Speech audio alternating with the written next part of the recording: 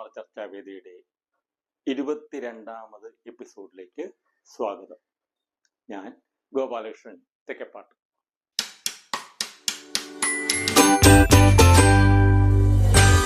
നമ്മൾ ഇന്ന് ചർച്ച ചെയ്യാൻ പോകുന്നത് വെർബിന്റെ ടെൻസുകളെ കുറിച്ചാണ്. വെർബ് എന്താണെന്ന് നമ്മൾ വളരെ മുന്നേ പഠിച്ചതാണ് അല്ലെങ്കിൽ കണ്ടതാണ്. Do, be, have. Do, be, have എന്നീ 3 രൂപങ്ങളാണ് വെർബിനുള്ളത് നമ്മൾ പറഞ്ഞു. ഡു എന്ന വെർബില് എല്ലാ ആക്ഷൻ വെർബുകളും അതിനകത്ത് വരും. ലൈക്ക്, റൈറ്റ്, അല്ലെ, ഈറ്റ്, സിങ്, ഡാൻസ്, എവറിതിങ് എല്ലാം ഡു എന്ന വെർബിന്റെ ഫോമിനകത്താണ് വരിക. പിന്നെയുള്ളത് ബി ആൻഡ് ഹാവ്. ബി നമ്മൾ പറഞ്ഞു കഴിഞ്ഞു. Is, am, are, was, were. Have എന്നുള്ളതിന് ഹാസ്, ഹാവ്, ഹാഡ്. ഇത്രയും ഫോംസ് ആണ് നമ്മൾ പറഞ്ഞത്. ഇനി നമുക്ക് ഈ ഡു, ബി, ഹാവ് എന്നീ വേർബ് ഫോംസിന്റെ ടെൻസിനെ കുറിച്ച് ചിന്തിക്കാം. എന്താണ് ടെൻസ്? ടെൻസ് എന്ന് പറയുമ്പോൾ നമുക്കെല്ലാം അറിയാം, കാലം അല്ലെങ്കിൽ ആ പ്രവൃത്തി ചെയ്യുന്ന സമയത്തെ കുറിച്ച് പ്രതിപാദിക്കുന്ന ഒന്നാണ് കാലം അല്ലെങ്കിൽ ടെൻസ്.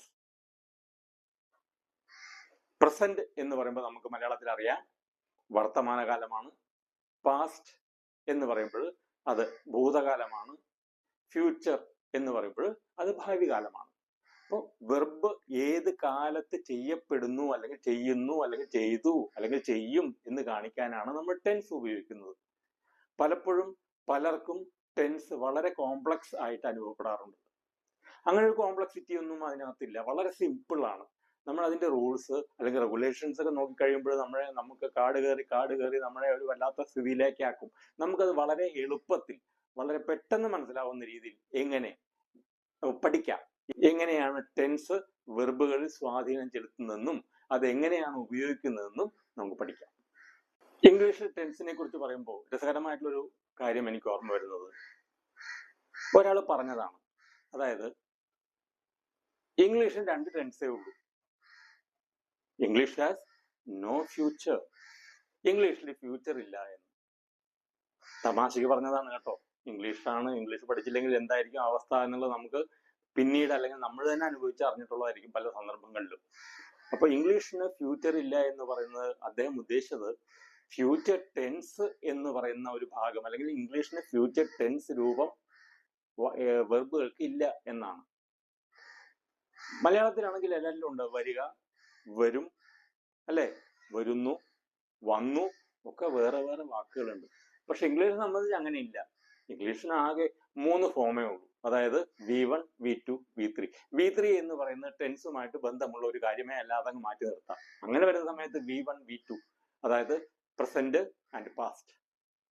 Present, past. സത്യം പറഞ്ഞാൽ പഠിക്കാനായിട്ട് അത്രേ ഉള്ളൂ.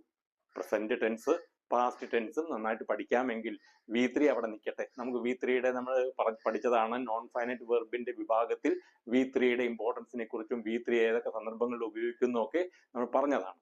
അതുകൊണ്ട് തൽക്കാലം നമുക്ക് V3 അങ്ങ് മാറ്റി നിർത്തി V1, V2 എന്നിവ മാത്രം നോക്കാം. അപ്പൊ ഫ്യൂച്ചർ ടെൻസിന്റെ കാര്യമോ, അത് ടെൻഷൻ അടിക്കണ്ട. വില്ലെന്നോ ഷാലെന്നുള്ള 2 മോഡൽസ് എടുത്ത് ഉപയോഗിച്ചാൽ അത് എല്ലാ വെർബുകളും ഫ്യൂച്ചറായി മാറും. ഗോ എന്നുള്ളതിന് വിൽ ഗോ, റൈറ്റ് എന്നുള്ളത് വിൽ ഗോ അല്ലെങ്കിൽ shall go, Singh will Singh or shall Singh. Willow shallow എവിടെ ചേർത്താലും അത് ഫ്യൂച്ചർ ഫോമിലായി മാറും. അതുകൊണ്ട് നമുക്ക് ആ ഫ്യൂച്ചർ ടെൻസിനെ അങ്ങ് മാറ്റി വെക്കാൻ നമുക്ക് പ്രസന്റും പാസ്റ്റും മാത്രം പഠിക്കാം. ടെൻസ് എല്ലാം നമ്മൾ കവർ ചെയ്യുന്നുണ്ട്. പക്ഷെ പഠിക്കേണ്ടതെന്ന് നമുക്ക് V1ഉം V2ഉം മാത്രമേ ഉള്ളൂ. അപ്പോൾ പ്രസന്റ്, പാസ്റ്റ്, ഫ്യൂച്ചർ എന്നിങ്ങനെ 3 ടെൻസുകളുണ്ട്. ഫ്യൂച്ചർ നമ്മൾ തൽക്കാലത്തേക്ക് മാറ്റി വെക്കുന്നു. പ്രസന്റും പാസ്റ്റും മാത്രം നമ്മൾ പഠിക്കുന്നു. ഈ ഓരോ ടെൻസിലും 4 ടെൻസ് ഫോമുകളുണ്ട്. Simple, continuous, perfect, perfect continuous എന്നൊരു പറയാം. സിമ്പിൾ, കണ്ടിന്യൂസ്, പ്രോഗ്രസീവ് എന്നും പറയും കേട്ടോ അതിന്. അപ്പോൾ സിമ്പിൾ, കണ്ടിന്യൂസ് അഥവാ പ്രോഗ്രസീവ്, പെർഫെക്റ്റ്, പെർഫെക്റ്റ് കണ്ടിന്യൂസ് അല്ലെങ്കിൽ പെർഫെക്റ്റ് പ്രോഗ്രസീവ്. ഇങ്ങനെ 4 ടെൻസ് ഫോമുകളാണ് വെർബിനുള്ളത്.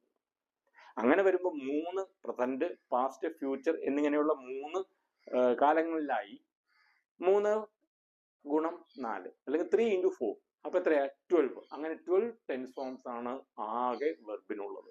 അത് ഞാൻ നേരത്തെ പറഞ്ഞ പോലെ ഫ്യൂച്ചർ മാറ്റി വെച്ചാൽ ബാക്കി 8 വെർബ് ഫോംസേ നമുക്ക് ഡീറ്റെയിൽസ് ആയിട്ട് പഠിക്കേണ്ടതുള്ളൂ. അത് എങ്ങനെയാണ് ഇത് ഉപയോഗിക്കുന്നതെന്നും അതിന്റെ രൂപങ്ങൾ എന്താണെന്നും അത് എപ്പോഴും ഉപയോഗിക്കും എന്നൊക്കെയാണ് നമ്മൾ ഇതിൽ ചർച്ച ചെയ്യാൻ പോകുന്നത്. വളരെ രസകരമാണ്, ബോറിംഗ് ആയിരിക്കില്ല, വളരെ ഇൻട്രസ്റ്റിംഗ് ആകാൻ വേണ്ടി പരമാവധി ഞാൻ ശ്രമിക്കുന്നുണ്ട്. ഒരിക്കലും ബോറടിക്കാത്ത ഒന്നാണ് ടെൻസ്